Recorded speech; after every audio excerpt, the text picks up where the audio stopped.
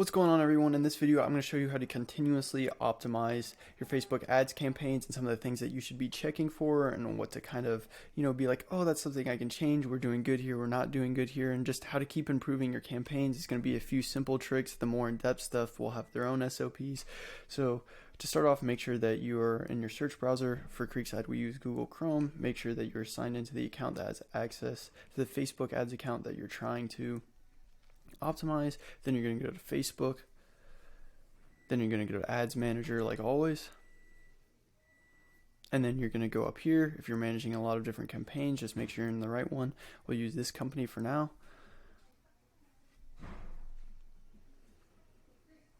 And as you can see, we only have one ad running right now, and you want to make sure that the ads that are supposed to be running are running. You can turn those off by doing that here, and make sure every ad that is running should be turned on and toggled on blue to the right side, and it'll be toggled off gray and be switched to the left side. So the first thing that you want to kind of come in here and do is, like I said, you want to make sure they're active, but below that, if you have the right column set up, which I have an SOP for how to do that, you'll be able to see what type of performance it's doing. If it's just average, it's not going to say anything. If it's below average, it will tell you that. And getting on to this account, it's always good to see that we're high performing compared to our competitors. So right there, I just know that this ad is doing well. And then once you go through here, you can see the bid strategy and everything that you're using, which when I do the SOP for setting up a campaign, you can see which bid strategy we'll use, the budget, it's using the ad set budget. So to check that, just go in here. As you can see, there it is in the ad set, $23 a day. So the next thing that you're going to do, just scroll over here and take a quick glance at what we have in the columns. This is really important to set up. That's why I have an SOP about this, just so we can see, oh yeah, this is the thing that we have going. These are the key metrics that I'm evaluating. So right here, you have link clicks. Then right here you have reach, then impressions. Those are all things that you really need to see if you're getting out in front of a lot of people. If you're not, then you're probably having problems.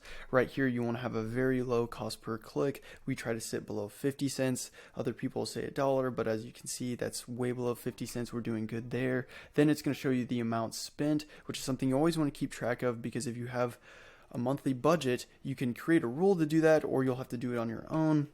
We usually just manage it on our own. As you can see, there's 1 day left in this campaign. There's 1,000 link clicks that have been here for $200. That's pretty dang good. So to make sure that you're only looking at the metrics for this campaign, toggle the check mark right here. You can go to the ad set, all the same things here, but then once you go to the ad level, it will show you that right here, quality ranking above average, engagement ranking average, conversion ranking average, all those things together. That's what gets us high performing, because nothing is below average. Now, being below average sometimes is not a bad thing.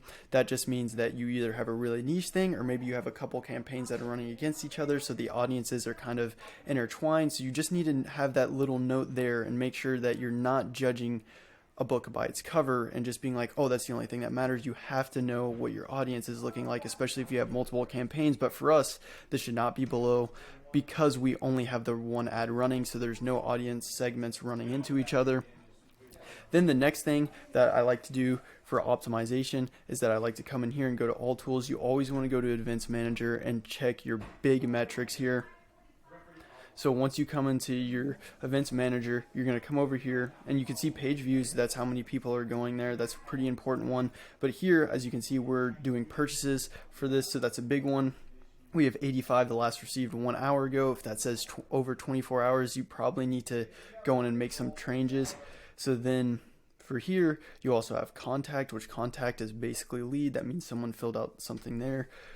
So from there, you can see those are your two big metrics. We're doing both good there. Recent activity in the last couple hours.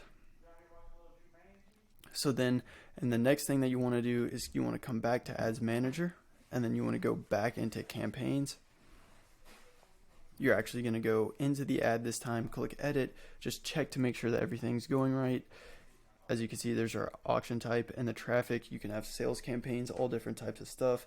We are not going to run any A/B tests, and never, never, ever, unless you just have hundreds of ads within one campaign, which is a bad idea.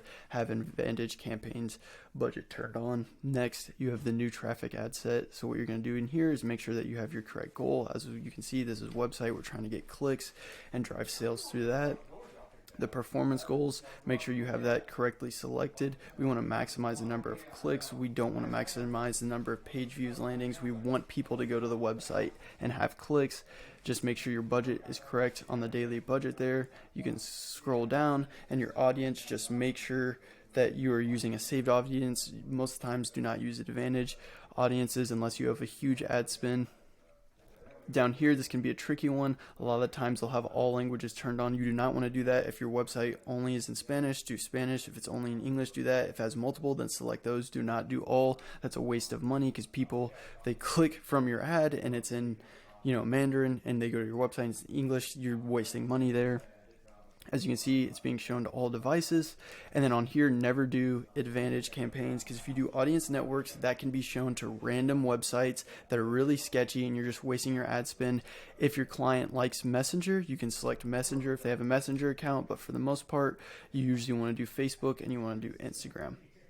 So then finally, we'll go into the new, into the ad section of setting it up. Absolutely make sure that these are the correct pages that you're managing for. I don't even know why they have where you can select a different one. I guess if it's you're managing a client that's account has been deleted and you're making a new one. As you can see here, you want to do manual upload catalog. There's no reason to use AI to try to make something for you. And then format. Always, unless you have a video, do a carousel format. There's no reason that you shouldn't have where people can click to the next ad and see, and Facebook will automatically scroll through them to make it its own video. And as you know, people are more attracted to something when it's all moving, so you want to do that. And then when you come down here, always try to make sure, if you can, that the first letter is capitalized and everything. That just looks more appealing to the eye. Make sure that the website that you have is going to the exact page that you want the sales to be driven to. And then as you can see down here, you want to have all of your primary text filled out. You want to have all 5, so there's 1, 2, 3, 4, 5, all of them filled out. Maximize them, because Facebook will run to make sure and show different ones. You don't want your ads getting stale, so make sure that you have that there. You want to have the right call to action button. As we're driving purchases, we have shop now here.